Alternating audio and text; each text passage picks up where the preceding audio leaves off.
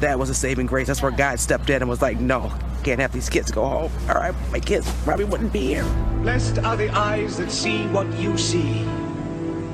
For I tell you, many kings and prophets have desired to see what you see and have not seen it. To hear what you hear and have not heard it. I thank you, Father, for hiding these things from the learned and the wise and revealing them to the innocent and the simple.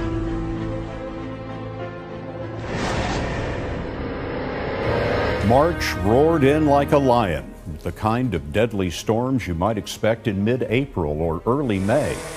This is all that's left of dozens of homes in north central Illinois after a line of tornadoes tore through the Midwest late yesterday. Tornado! Got it. Oh my God! It's on the ground! 26 twisters touched down across 5 states, bringing up to 155-mile-per-hour winds, heavy rain, and hail.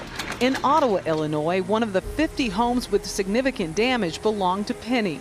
Had to get in the bathtub to survive. My roof is off, trees are down, my car is wrecked. It's disaster. It looks like a bomb went off.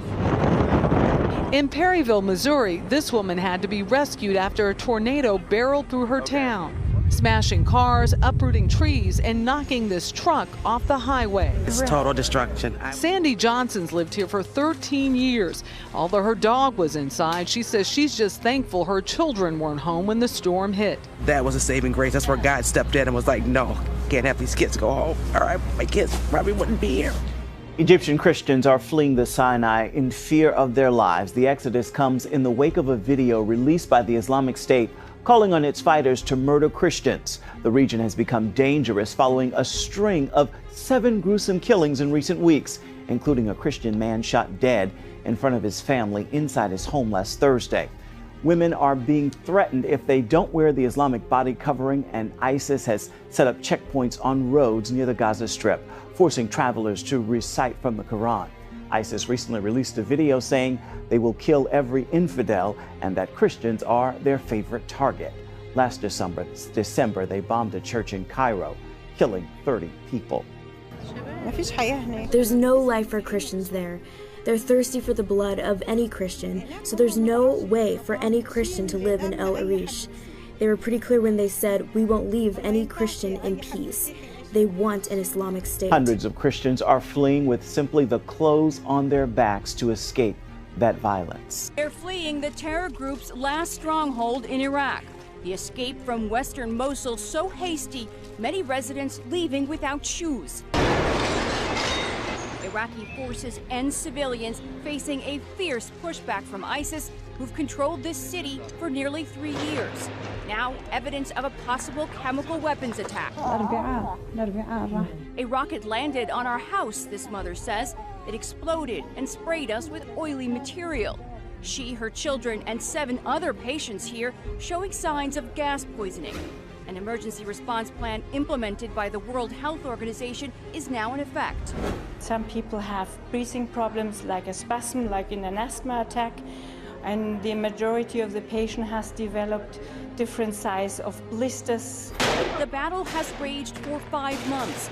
The Iraqis are taking back the city, but the advance is slow. Workers with Preemptive Love, an American charity operating in Mosul, paint a dire picture. The hardest thing that we're seeing right now across this conflict is hundreds of thousands of people besieged by ISIS, starving to death.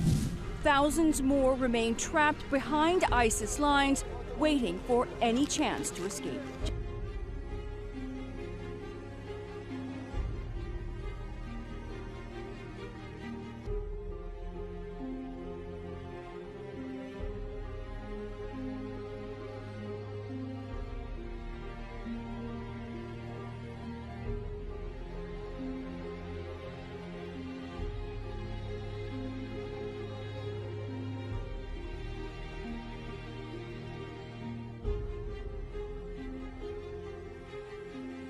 Hillary Clinton just can't keep her mouth shut. Hillary is now backseat tweeting the Trump administration after reacting to a recent shooting in Kansas where the perpetrator allegedly shot 3 men after allegedly telling them to get out of his country. Of course, no rational Trump supporter condones this criminal behavior. In the words of Brooklyn Democrat Assemblyman Dov Hikind, where are the liberal leaders when Jewish cemeteries are desecrated and campuses are painted with swastikas and racial slurs? How are the leaders of Democrats communicating with and reining in their followers when these crimes are committed? It's simple. They're not. Instead, they found an easy answer. Blame Trump.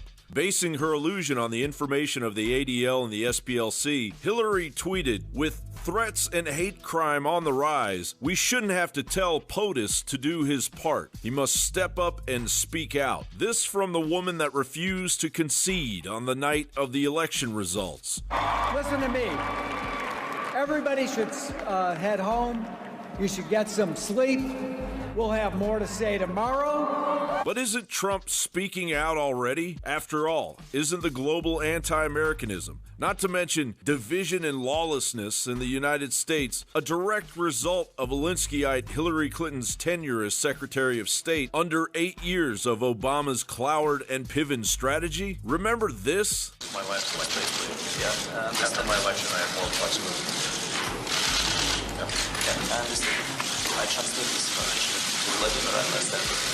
This is what it really looks like when a president makes a deal with the Russian government, placing United States national security at risk. National Review wrote, in 2009, President Obama surreptitiously sent a letter to the Russians offering to cancel plans to install a missile defense site in Poland and corresponding radar apparatus in the Czech Republic. These would have provided an additional layer of protection for the United States and its allies from Iranian long-range missiles. The Obama administration did end up canceling the planned missile defense deployment, and the United States, to this day, remains underprotected from Iranian ballistic missiles, even as the Iranians exploit relaxed UN Security Council missile restrictions, thanks to the Obama administration, and continue to test long-range ballistic missiles. Stoking that fire, WorldNet Daily reported just as Iran announced the testing of a ballistic missile and the Trump administration reviewed plans for new sanctions, the rogue Islamic regime claimed that in nuclear negotiations, President Obama allowed Iran to have missiles that could strike Israel, flying in the face of national security. On February 5, 2017, President Donald Trump's ban on travel from Syria, Iraq, Libya, Yemen, Sudan, Somalia, and Iran was lifted by District Judge James Robart. Just 23 days later, the effects of Robart's politically motivated fumbling of U.S. national security is advancing towards the danger zone. Gateway pundits Jim Hoft points to a video revealing the intentions of the Iranian Revolutionary Guard's commander. Hassan Abbasi says, "Look how vulnerable you were on 9/11, when 4 Arabs from Saudi who don't know how to fight managed to endanger your foundations. Yet with us you face a nation even stronger. Don't forget we have 7,000 PhD holders in the U.S. Do you realize what we can do? We don't need nuclear weapons. You have 6,000 nuclear warheads. Those warheads are our target for our guerrillas to destroy.